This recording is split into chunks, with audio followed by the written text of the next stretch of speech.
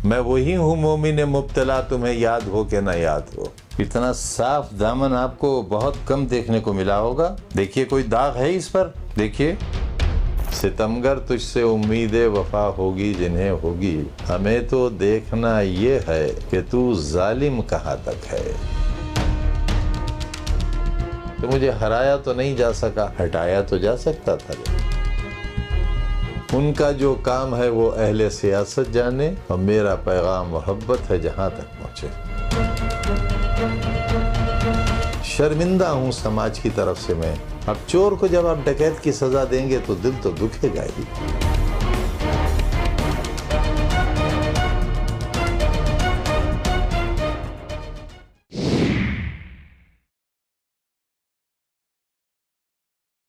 आपकी सेहत कैसी है, मैं स्वास्थ्य वही जानना चाहता हूँ। मेरी तबीयत ठीक नहीं है, लेकिन बहरहाल जिंदा हूं।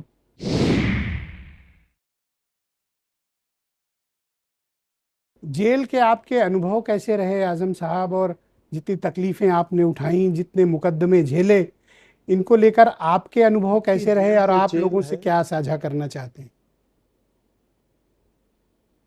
ना देखिए, जेल तो जेल है। हमें सज़ा मिली, और सज़ा मिली उन गुनाहों की जो बड़े घटिया किस्म के गुनाह थे। और इन घटिया गुनाहों की फहरिस्त जाहिर है किसी घटिया शख्स ने ही तैयार की होगी। और उससे ये तो साबित हुआ ही कि इल्ज़ाम लगाने वाले का स्तर यही था कि वो मुझे मुर्गी चोरी, बकरी चोरी, भैंस चोरी, फर्नीचर चोरी, किताब चोरी, इन जैसी घटिया दफ़ाओं का मुल्ज़िम बनाता। लेकिन मैंने नहीं की चोरी। मैंने कहा कि जाओ चोरी कर लाओ। खुदा ही मिला ना वसाले सनम, ना इधर के रहे ना उधर के रहे। मुर्गी चोरी भी कराई और मुर्गी हाथ भी नहीं आई। लेकिन धाराएं लगाई गई डकैती की।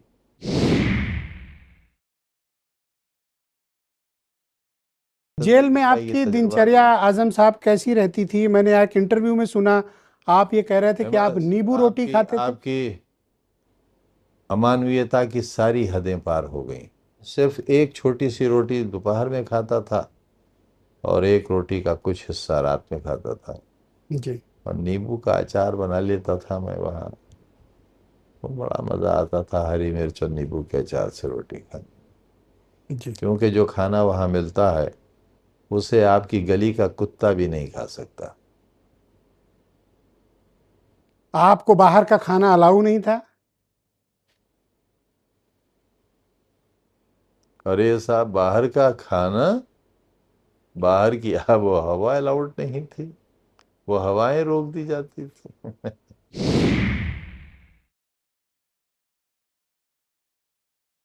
अच्छा, पुलिस का कहना है कि 114 मुकदमे आपके खिलाफ दर्ज सितमगर किए गए, जिसमें चोरी, डकैती, जमीन कब्जा। सितमगर तुझसे उम्मीदें वफा होगी जिन्हें होगी। जी।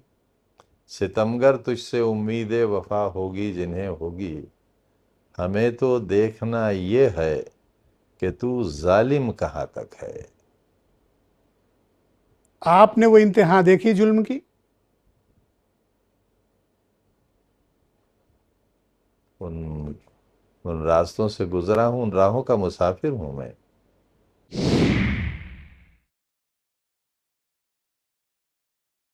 आपने उत्पीड़न की वो इंतहा झेली, उत्तर प्रदेश की police, enforcement directorate, income tax. ना ना, जित उत्पीड़न कहाँ हुआ? नहीं नहीं नहीं, ना ना, उत्पीड़न नहीं हुआ। सही हुआ मेरे साथ। ऐसा ही होना चाहिए था। क्यों?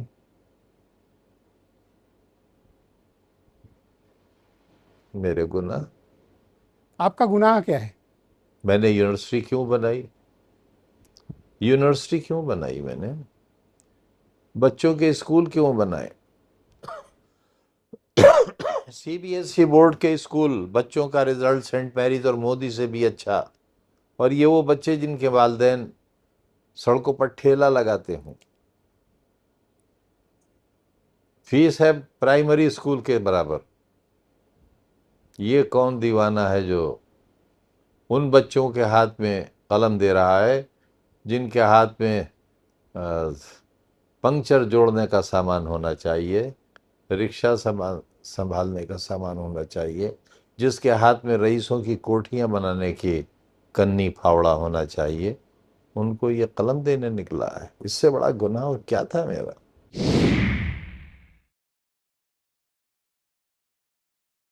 अखिलेश यादव को लेकर आपके मन में क्या चल रहा है? हर कोई ये जानना चाहता है, और खास तौर पर समाजवादी पार्टी का एक एक कार्यकर्ता।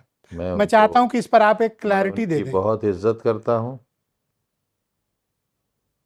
नहीं, क्लैरिटी की तो ज़रूरत नहीं, ना मेरा वो स्तर है कि मैं क्लैरिटी दूँ, ना उसके लिए मैं मजबूर हूँ किसी के आगे।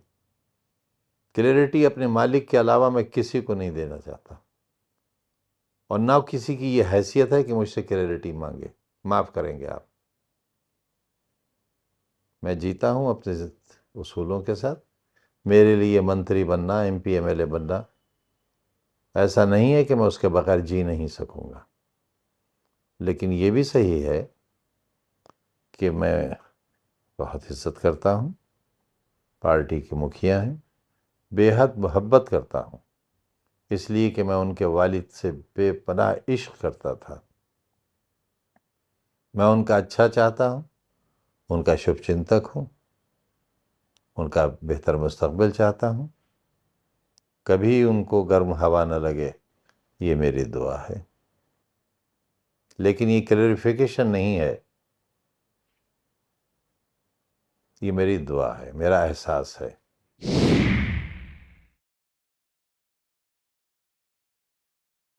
आजम साहब, थोड़ा वर्तमान और राजनीति की कल मैं का बात पता नहीं। करना चाह रहा था, और मैं ये जानना चाहता हूं कि 2024 में जो चुनाव जी, हुए, उसमें जो टिकटों का बंटवारा हुआ या टिकट बांटे गए, दिए गए, आपकी कोई भूमिका थी जेल के भीतर से?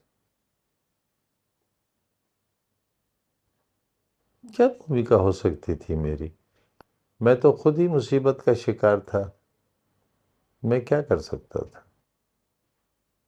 चाहा था मैंने कि अखिलेश जी रामपुर से चुनाव लड़ें, उन्होंने वायदा भी किया था मुझसे, लेकिन फिर शायद पार्टी का कुछ फैसला दूसरा हुआ, और उन्होंने पार्टी के एक बेहतरीन सिपाही की तरह पार्टी के फैसले का सम्मान किया, माना, और रामपुर से चुनाव नहीं लड़ा।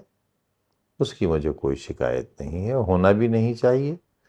बल्कि मैंने इस बात की कदर की कि इतने बड़े शख्स ने, राष्ट्रीय अध्यक्ष ने पार्टी के फैसले को माना, अपनी ख्वाहिश को कुर्बान कर दिया।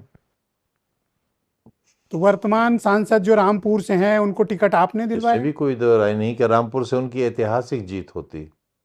जी, वर्तमान जो सांसद हैं रामपुर के, उनको क्या टिकट आपने फरमाया दिलाया? आपने? नहीं, ये तो गलत बात है, मैंने तो नहीं दिलवाया। मैं क्यों उनसे कहूँ, या उन तक ये बात पहुँचे कि मैंने दिलवाया और वो बेकार शर्मिंदा हूँ और शुक्रिया का शब्द मेरे लिए चुन कर बैठे? नहीं, मैं जानता भी नहीं था उन्हें, शायद यहाँ भी कोई नहीं जानता था उन्हें। वो तो हमारे लिए हमारी इज्जत है, हमारी शान है कि पार्लियामेंट के इमाम साहब रामपुर के मेंबर पार्लियामेंट हैं, इसमें तो हमारी इज्जत पड़ी है। हाँ, हम वाकिफ नहीं थे उनसे। जी। इतनी लंबी राजनीति में ये हमारी लाइल्मी नहीं बल्कि हमारी जहालत थी। हम बहुत बड़े जाहिल थे कि हम उन्हें जानते नहीं थे, और ये हमारा अराजनैतिक होने का सबूत भी है। उसकी हमें सज़ा भी मिली कि हम इतने बड़े कायद से, इतने बड़े रहनुमा से, इतनी बड़ी शख्सियत से हम वाकिफ नहीं थे। कितनी बुरी बात थी। वो भी नई और दिल्ली में ऐसा शख्स पार्लियामेंट्री स्ट्रीट मस्जिद जिसने के हमारे लिए पेशे इमाम को आप बजाय नहीं जानते थे?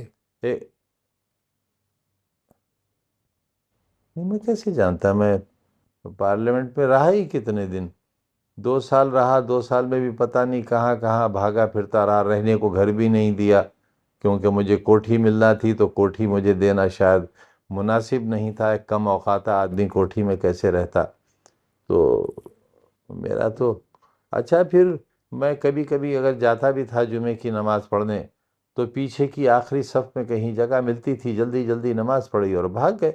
हमें इससे कोई मतलब थोड़ी होता था कि किसने इमामत की और इमाम साहब कौन है। कहीं नमाज हम पढ़ते हैं तो ये जानकारी थोड़ी लेते हैं कि मुसल्ले पर इमाम साहब कौन खड़े हैं, क्योंकि अगर कोई इमाम नहीं है तो कोई भी नमाजी इमाम हो जाता है। तो इमामत कोई मस्जिद में ऐसी चीज़ नहीं है जिसके लिए हमें पूछना पड़ेगा कि हम पूछ कर नमाज पढ़ेंगे कि साहब इसके इमाम कौन साहब हैं।